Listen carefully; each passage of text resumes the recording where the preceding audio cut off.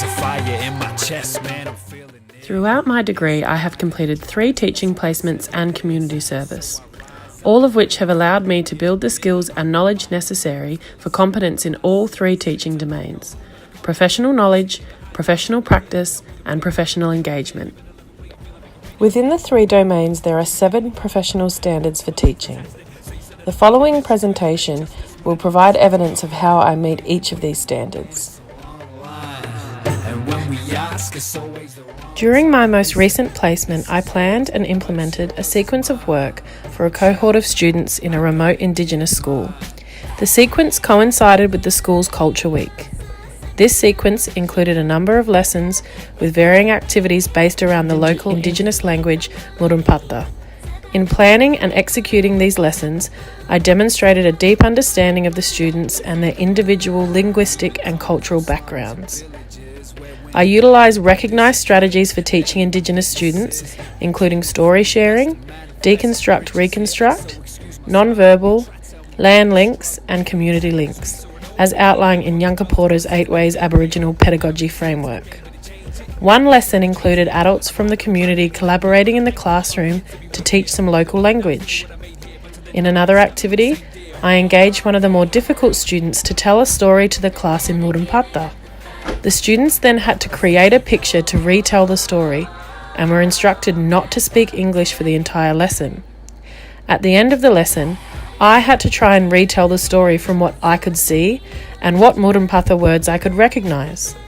This activity allowed for the inclusion and participation of all members of the class. Additionally, it demonstrated successful management of a student with particularly challenging behaviours and allowed him to showcase his skills in a safe and encouraging environment.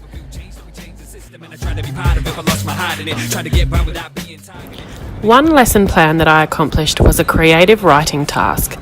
The focus of the learning activity was to use a story planner to create a sequential fictional story. I had found that whilst the students had ample opportunity to work on literacy skills, they really struggled to create fictional stories with a logical flow. The task was to write a Halloween story and required them to select a setting, 3 main characters, and a major problem or conflict. Once they had written their story, I sat with them and checked whether all the elements had been included. This activity allowed for the successful participation of students with greatly variable literacy skills, with some students writing full pages and others only writing a couple of lines. Once they had completed the draft, they were required to type the story. I then sat with them and together we edited their work for grammatical errors. They then formatted their stories, including titles, colours and pictures.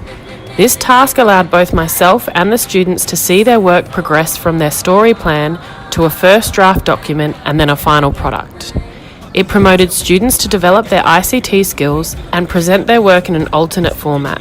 It also allowed for some much-needed opportunity to provide students with ongoing feedback. The final product was printed, collated, and presented at a school assembly.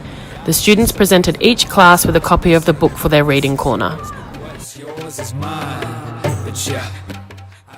During my first placement, I created a teaching module of money maths for the middle years boys cohort.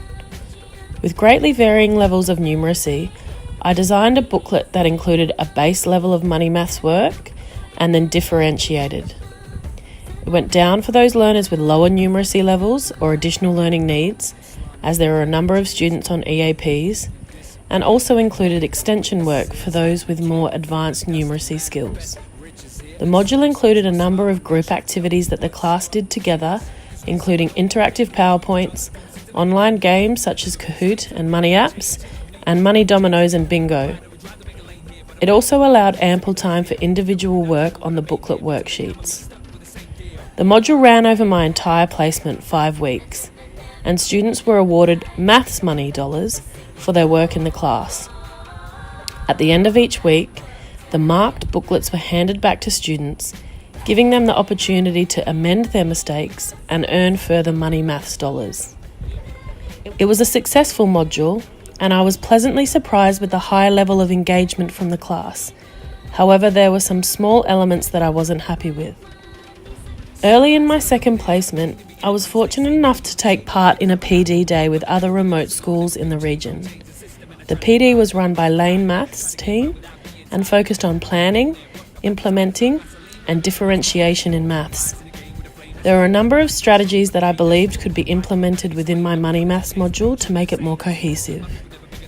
During my second placement, I adapted the Money Maths program to employ some of these strategies. These included more explicit teaching, as well as trialling rotations within the maths class, splitting the class into groups based on numeracy levels, and utilising the class assistant teacher. This meant that I could spend more time with the small groups completing their independent work and provide more support for those students with extra learning needs. During my final placement, I used this strategy and template to design a mass and weight maths module with a similar cohort of students. This was also very successful. Working all day and night, never giving up the fight. I was fortunate enough to be completing my placement during the end of semester period. This meant I had the opportunity to complete both JAM, GLOSS, and PM benchmark testing with my students. I had the opportunity to assess them in both their maths and literacy, interpret that data, and report back to the students on their achievement. Throughout my placements, I attended weekly staff meetings, which included staff shares, school business, and wellbeing sessions. I had the opportunity to present some of my work both at staff meetings and school assembly. I maintained professionalism and not only fulfilled all my professional and ethical responsibilities, but exceeded them. I worked very hard at creating connections with the wider community whilst maintaining professional and ethical relationships. I undertook extracurricular activities, including the organisation of intercommunity sporting events, all of which did not go unrecognised by the school staff. Tried to make a lane here, but I'm thankful my own kids to be raised here. The brutal dynasty with what I made here, but till then I'ma be stuck with the same deal. Working all day and night, never giving up the fight.